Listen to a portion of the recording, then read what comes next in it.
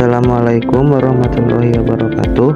Perkenalkan, nama saya Dadang Habibullah, mahasiswa semester 5 STT Al-Jahra, program studi pendidikan agama Islam. Pada kesempatan kali ini saya akan membahas mengenai klasifikasi jenis-jenis organisasi kurikulum.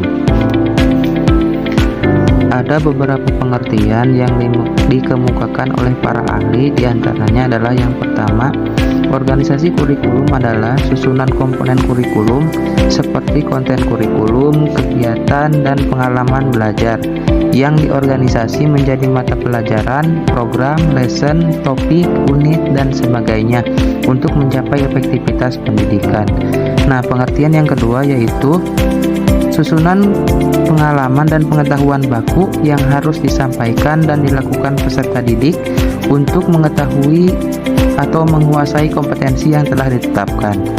Berdasarkan pengertian di atas bahwa organisasi kurikulum adalah pola dan susunan komponen-komponen kurikulum yang diorganisasi menjadi mata pelajaran, program, lessons, topik, unit yang tujuannya untuk mempermudah siswa memahami apa yang diajarkan sehingga menguasai kompetensi yang telah ditetapkan. Kurikulum mempunyai dua dimensi pokok. Yang pertama yaitu dimensi isi. Dimensi isi kurikulum secara umum dapat diartikan sebagai seperangkat rencana dan cara mengadministrasikan tujuan, isi, dan bahan pelajaran. Dimensi kurikulum juga dapat diartikan sebagai pedoman penyelenggaraan kegiatan pembelajaran untuk mencapai tujuan pendidikan tertentu. Untuk dimensi yang kedua yaitu dimensi pengalaman belajar. Dimensi pengalaman belajar dalam kurikulum adalah kegiatan belajar atau pengalaman belajar yang menjadi bagian dari program kurikulum.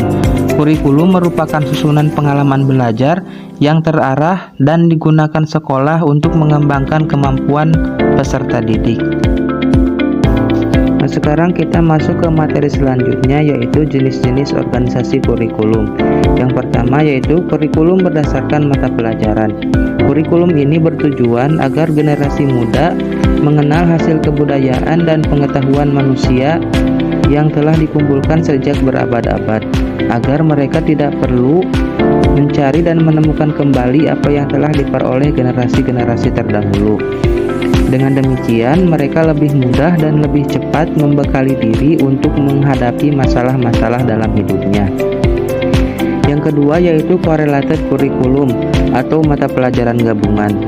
Pada correlated curriculum ini, mata pelajaran tidak disajikan secara terpisah-pisah, akan tetapi mata pelajaran yang memiliki kedekatan atau sejenis dikelompokkan sehingga menjadi suatu bidang studi.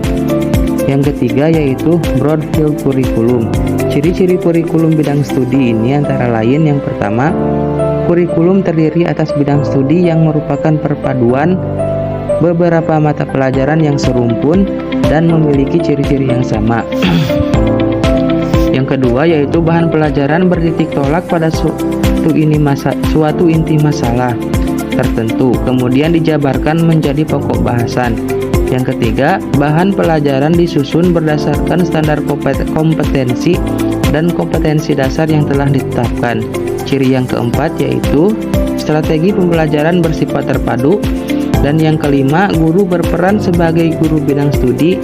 Dan yang keenam, penyusunan kurikulum mempertimbangkan minat, masalah, kebutuhan peserta didik dan masyarakat. Jenis kurikulum yang selanjutnya yaitu integrated kurikulum atau kurikulum terpadu.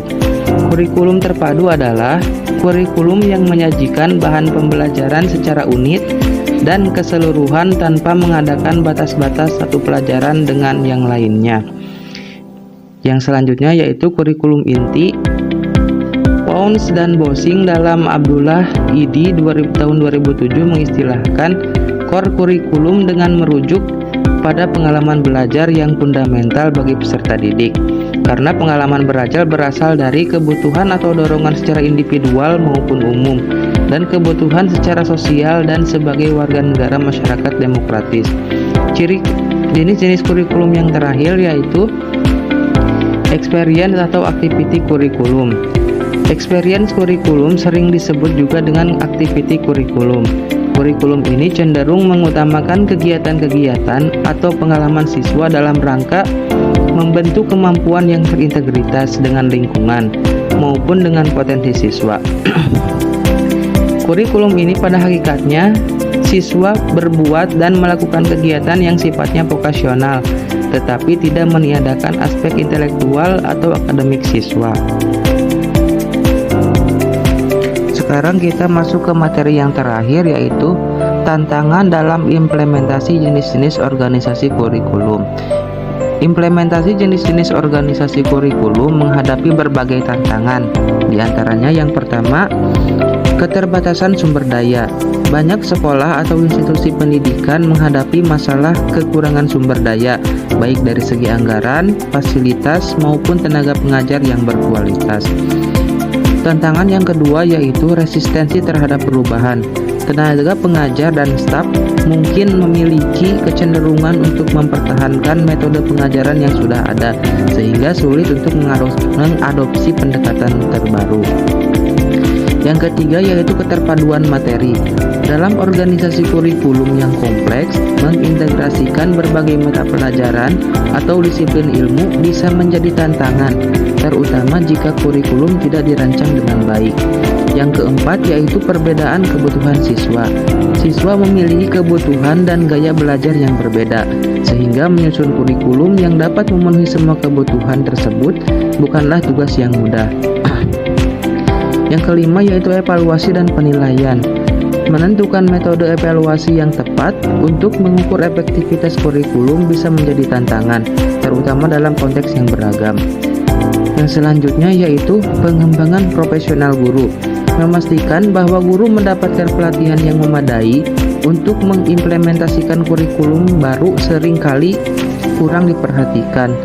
Yang selanjutnya yaitu keterlibatan stakeholder, melibatkan orang tua, komunitas, dan pemangku kepentingan lainnya dalam proses pengembangan kurikulum dapat menjadi tantangan besar. Yang terakhir yaitu konteks budaya dan sosial. Kurikulum perlu disesuaikan dengan konteks budaya dan sosial, di mana kurikulum tersebut diterapkan, yang seringkali berbeda di setiap daerah.